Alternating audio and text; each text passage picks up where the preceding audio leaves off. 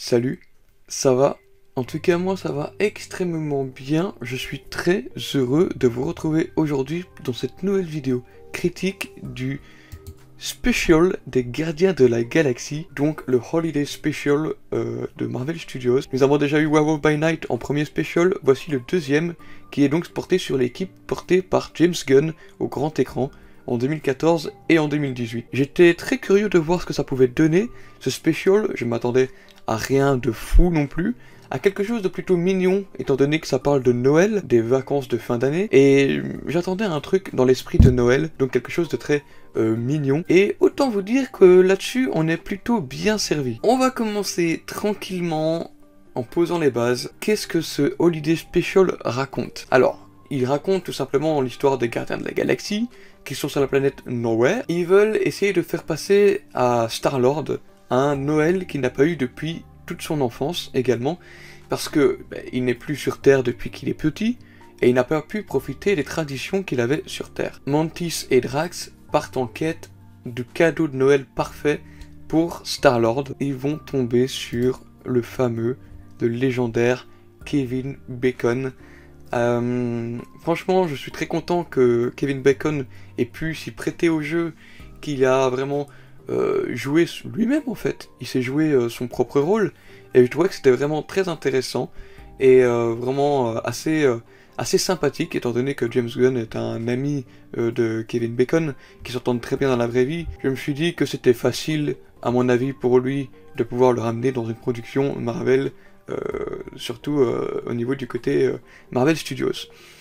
Alors maintenant, c'est vrai que le Holiday Special est plutôt sympa, mais il n'est pas non plus incroyable, dans le sens où c'est pas un special que vous avez regardé pour l'action. Il n'y a pas d'action dans le film, enfin quasi pas d'action. Enfin, je sais pas si on peut considérer ça comme de l'action.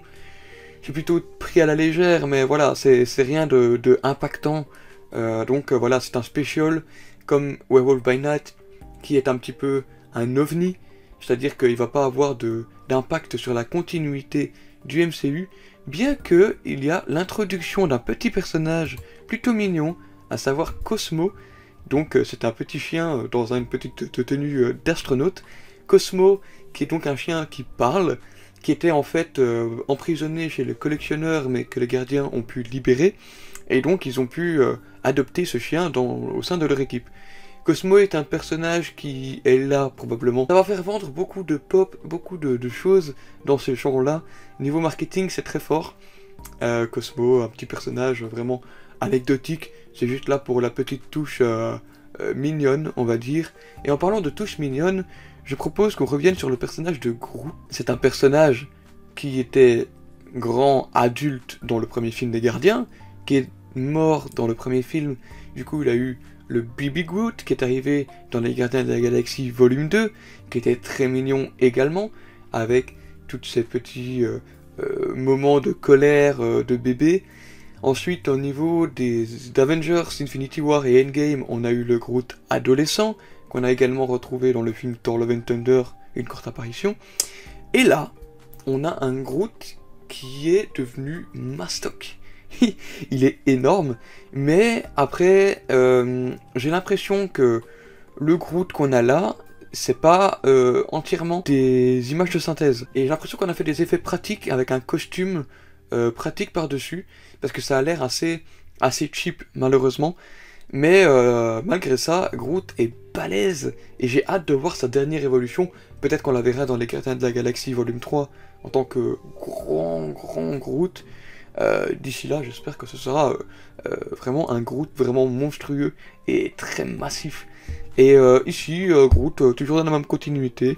Je s'appelle Groot, et il propose toujours des petits trucs, des petits moments super sympathiques. Alors j'aimerais parler également maintenant de Drax et de Mantis, qui sont partis tous les deux sur Terre trouver le fameux Kevin Bacon pour l'offrir en cadeau à Star-Lord. Ce moment où ils partent sur Terre et qu'ils partent donc chez lui pour le récupérer, c'était vraiment la touche humoristique de l'épisode. Drax est comme dans la continuité des deux premiers films, est un personnage qui est drôle sans le vouloir, mais qui ne cherche pas à faire de l'humour volontairement. On va dire que c'est de l'humour un petit peu involontaire de sa part, et je trouve que ça fonctionne toujours bien. Le duo Mantis et Drax est un duo que tout le monde veut voir ensemble à l'écran, et je trouve que ça fonctionne plutôt bien dans leur relation de se chamailler l'un avec l'autre, et je trouve que leur relation s'améliore, on va dire, depuis le film précédent. Mantis est un personnage qui était fort anecdotique dans le deuxième film des Gardiens de la Galaxie, et ici, bon, l'épisode est un petit peu plus centré sur elle, il y a une révélation que je vais vous expliquer juste après. Son personnage, c'est la première fois que je la vois se battre à l'écran, et elle met vraiment à profit ses pouvoirs, et elle met à terre des policiers. Ils sont quelques policiers, et elle toute seule, elle les met à terre en les faisant endormir. On n'en parle pas assez, mais Mantis peut être très intéressante si elle est bien utilisée dans les prochains films, évidemment. C'est un personnage que j'ai bien aimé dans cet épisode spécial. C'est pas un personnage non plus incroyable non plus, c'est un personnage sympathique. Voilà, et je pense que son potentiel peut encore être un peu mieux exploité, mais on commence à développer un petit peu plus le personnage, et je trouve que c'est une bonne chose. Maintenant, pour revenir sur le personnage de Star-Lord. Star-Lord, on sent que il est en dépression, que le fait d'avoir perdu Gamora, il a perdu goût un peu à la vie, il sait plus trop où il va, ce qu'il fait, on le voit au début de l'épisode. On essaye de lui donner le sourire, mais c'est pas encore trop ça. Et c'est ça que donc Drax et Mantis essayent de lui faire raviver la flamme de Noël pour lui faire changer les idées. Star-Lord, il n'est pas énormément développé, il est juste là pour mettre un point central de l'histoire, mais c'est pas le personnage le plus important de ce special. Voilà, donc Chris Pratt toujours bon dans le rôle, il n'y a vraiment pas de souci là-dessus. Donc ça, c'est plutôt positif. Maintenant, donc pour ce Holiday Special, j'ai envie de revenir un petit peu plus sur l'aspect technique au niveau de la mise en scène qui était plutôt sympa. Non pas trop exagéré, mais sympa. Au niveau des effets spéciaux, c'est là qu'il y a un petit point négatif à retenir, malheureusement. Je dirais que c'est assez cheap par moment. Je reviens donc sur Groot, qui avait l'air d'être donc un cosplay de Groot. Il n'avait pas l'air d'être réel, pas très palpable, mais en même temps, tu sentais que quand il était réel palpable, c'était un costume pratique. Donc je trouvais ça assez spécial pour les effets. Donc un petit peu où Drax saute avec Mantis, il se déplace sur les murs, tout ça. Ça fait un peu cheap, un peu série des années 2000 avec des séries comme les Power Rangers. Ça fait un très Power Rangers pour le coup, je trouve.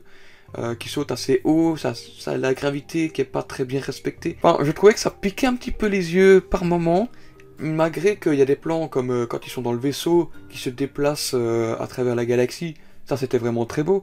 Mais je trouvais que c'était assez déséquilibré, malheureusement. Mais voilà, c'était un special qui sort sur Disney+.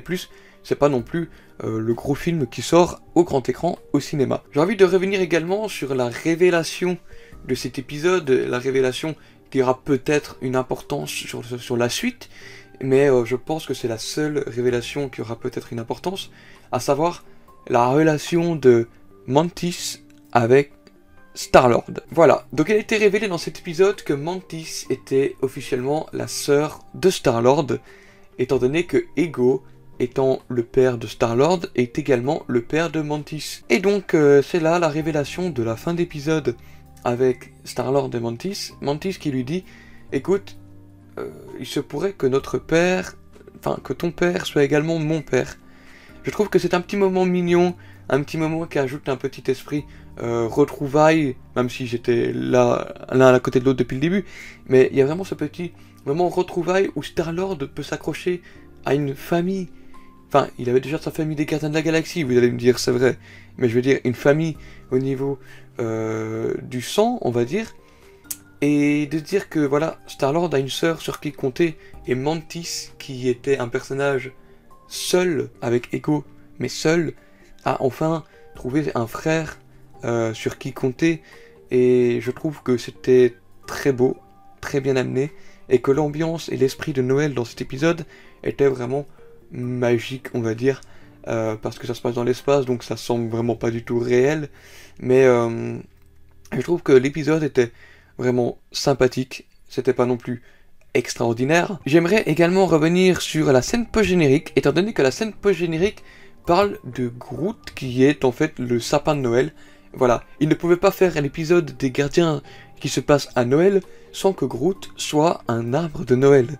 C'est la scène post-générique un petit peu humoristique, et tu sens après que Rocket il dit « Ah, t'as gâché, il va falloir qu'on refasse un spécial. »